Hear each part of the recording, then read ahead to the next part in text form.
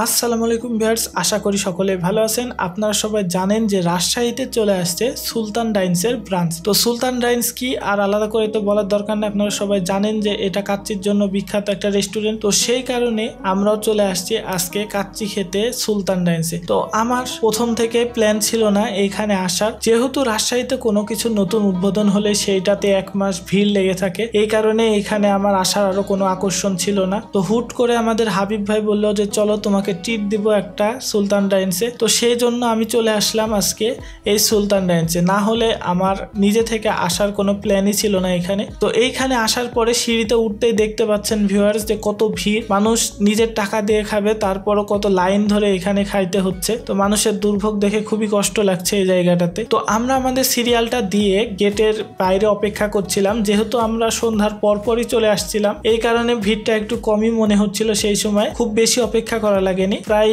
25 থেকে 30 মিনিটের মতো দাঁড়িয়েছিলাম আমরা সেখানে। দিয়ে তারপর আমাদের সিরিয়াল আসে এবং আমরা ভেতরে যাই, এবং ভেতরে গিয়ে বসার পরে খুব বেশি দেরি হয়নি কাচ্চি আসার জন্য। প্রথমে আমাদের দেখতে পাচ্ছেন যে ফাঁকা প্লেট দিয়ে গেছে, আমরা তো ভাবলাম যে প্লেট সহই মনে হয় কাচ্চি চলে আসবে, তো না, প্রথমে আমাদের দিয়ে গেল প্লেট। তো দেখতে পাচ্ছেন ভেতরে যে ডিজাইনটা রয়েছে সেটা অনেক সুন্দর, আর কোথাও একটা বসার জায়গা ফাঁকা নাই। তো অনেক ভিড়, যেহেতু ওপেনিং সেই কারণে একটু ভিড় তো এখন হবেই, কিছুদিন পরে হয়তো এত ভিড় আর থাকবে না। তো আমরা এখানে অর্ডার করি কাচ্চি বাসমতি 1:2টা, যেটার মূল্য দেওয়া ছিল 799 টাকা, মানে বুঝতেই পারছেন 800 টাকা। তো ভিউয়ার্স আমরা অপেক্ষা করছি।